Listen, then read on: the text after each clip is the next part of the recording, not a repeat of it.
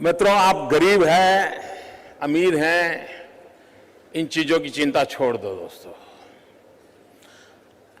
एक बात की जरूरत होती है, आपका आप पर भरोसा होना चाहिए।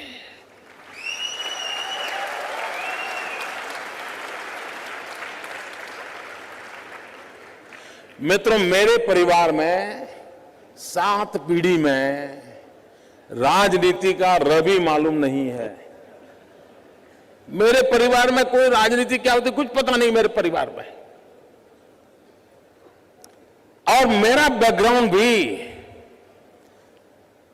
बिल्कुल सामान्य गरीब परिवार का है। आप में से बहुत कम लोगों को मालूम होगा, मैंने पहली बार अभी 2 दिन पहले दिल्ली में आया था तो पहली बार अपने मुंह से मैं बोला था, मित्रों, मैं बचपन में रेल के डिब्बे में चाय बेचता था।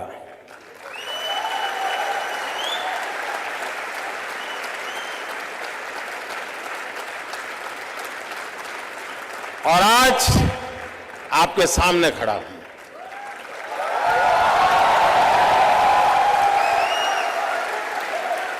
और इसलिए दोस्तों, आप ये चिंता छोड़ दीजिए आपका बैकग्राउंड क्या है। बिल्कुल घबराइए मत दोस्तों। आप किस परिवार में पैदा हुए हो, किस अवस्था में पैदा हो, चिंता छोड़ दीजिए दोस्तों। अगर आपके दिल में समाज के लिए, देश के लिए करने की आग है, निकल पड़िए दोस्तों, रास्ता अपने आप मिल जाएगा।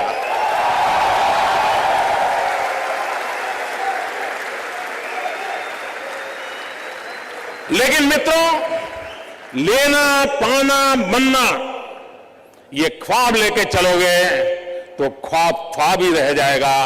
लेकिन देने के मिजाज से निकलोगे तो दुनिया आपके चरण चूमने लग जाएगी।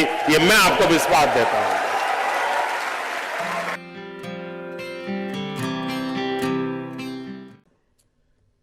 स्टार्टअप, मैं कल एडम से बात कर रहा था तो बड़ा इंटरेस्टिंग है, उसको मिलने जैसा है।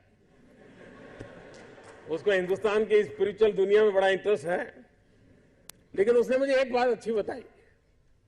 वो कह रहा है जो पैसे कमाने के इरादे से आता है वो कभी स्टार्टअप कर ही नहीं सकता है।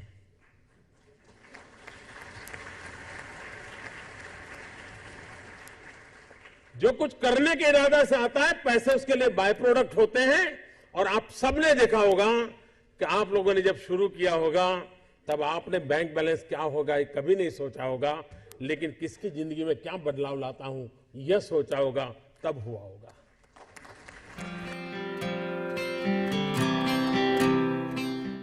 मित्रों, कभी कभी नौजवानों की जिंदगी में कठिनाई आती है। सुबह अगर किसी क्रिकेटर की अखबार में फोटो देख ली, उसकी बड़ी वाहवाही हुई देख ली, तो मन करता है यार क्रिकेटर बनना अच्छा होगा। दोपहर को किसी टीवी चैनल पर किसी फिल्मी कलाकार का नाम रोशन दिखता रहे तो मन करता नहीं यार ये अच्छा है। शाम को किसी डॉक्टर ने बहुत अच्छा काम किया है देख लिया तो मन करता है यार ये अच्छा है। यानी कई नौजवान मिलेंगे आपको, हफ्ते में 3 नई नई योजनाएं बताएंगे और आप भी परेशान हो गए। यार पिछले हफ्ते तो कह रहा था कि मुझे बिजनेसमैन बनना है और इस हफ्ते कह रहा है नहीं मुझे तो पॉलिटिशियन बनना है। मित्रों, ज्यादातर लोग ऐसे हैं जिनकी इच्छाएं रोज जन्म लेती हैं और ज्यादातर इच्छाओं का बाल मृत्यु हो जाता है। मित्रों, ऐसी क्या इच्छा होती है जिसका बाल मृत्यु हो जाए? कुछ लोगों की तो इच्छा ऐसी होती है जिसका गर्भधारण ही नहीं होता।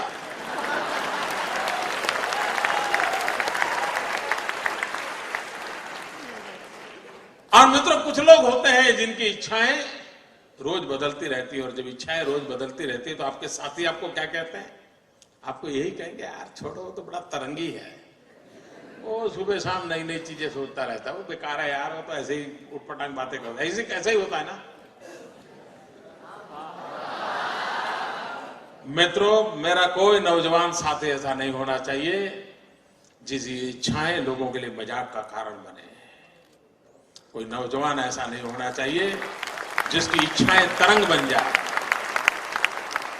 और इसलिए मित्रों, आवश्यक है और कोशिश करनी चाहिए। इच्छा बुरी चीज नहीं है।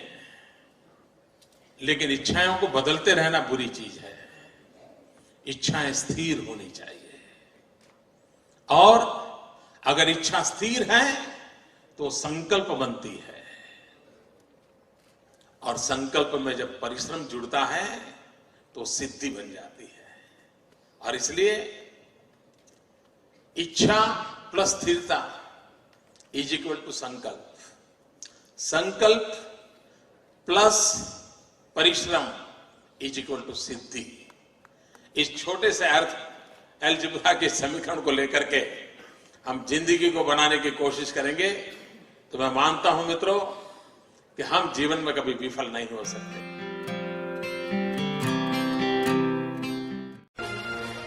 मैं मेरे नगर वड़नगर से कभी कभी ट्रेन के अंदर विसनगर जाया करता था।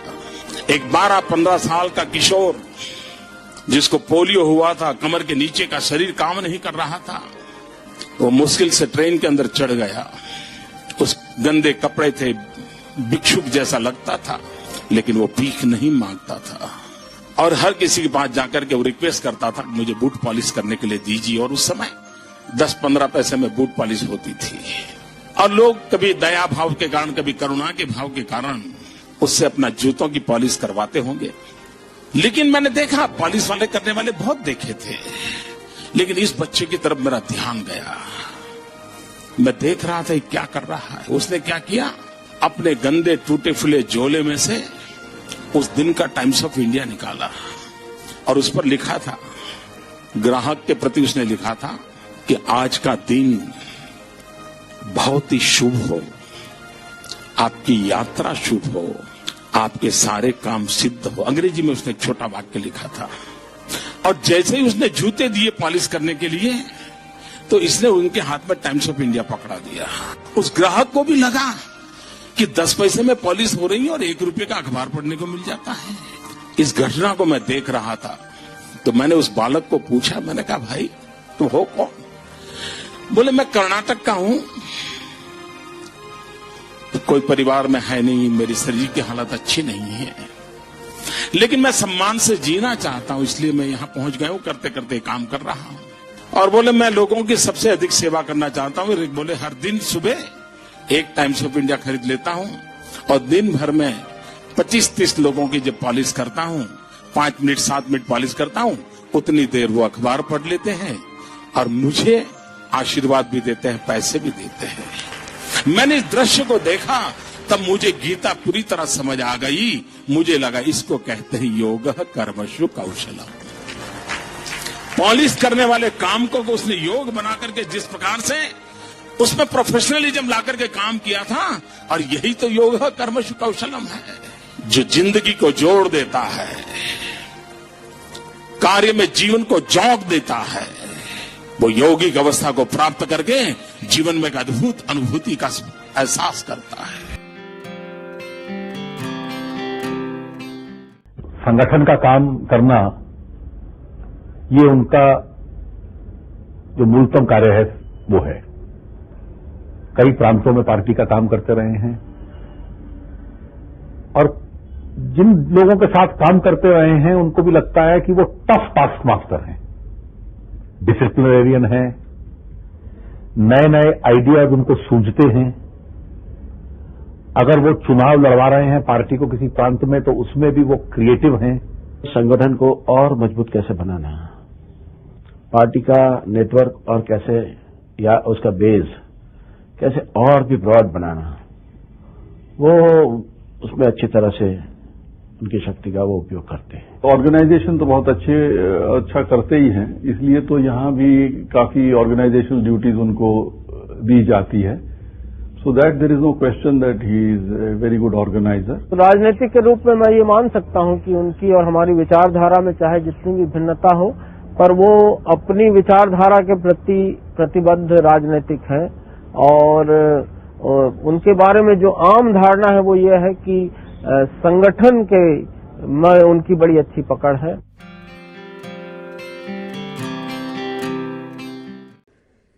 क्योंकि ज्यादातर ये फर्स्ट जनरेशन एंटरप्रेन्योर है, ऑल स्टार्टअप्स। और जब कुछ सोचा होगा नहीं बेटे अपना काम नहीं तो कहीं नौकरी कर ले, शुरू में जब दोस्तों ने सुना होगा, बहुत मजाक उड़ाया होगा, उपहास किया होगा, जाते आते आपको उसी उपनाम से सुनाते होंगे, ये कुछ करने वाला है, ये करने वाला है। फिर एक पल आया होगा, सारी दौर विरोध हुआ होगा, सब दौर परिवार के लोगों ने विरोध किया होगा, नहीं ये नहीं करना है, जाओ कमाओ, नौकरी कर लो, देखो उसका पहचान है, वो नेताजी को जानते हैं, जाओ उसको मिल लो।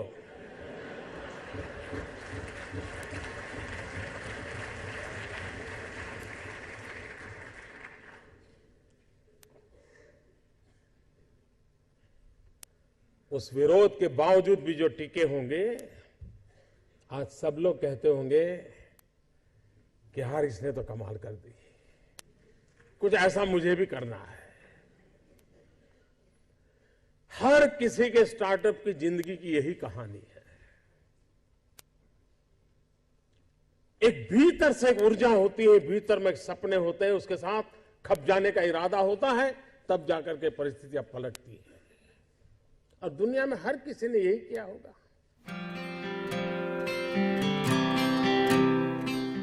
आपके जीवन में आप उस अवस्था में है, उस अवस्था में इतना पसीना बहाना चाहिए, इतना पसीना बहाना चाहिए, साथियों को लगना चाहिए कि यार ये एक बड़ा अवसर ऐसा है, खुद मेहनत करता है तो और औरों को कभी कहना नहीं पड़ता है, फिर सब लोग दौड़ते हैं।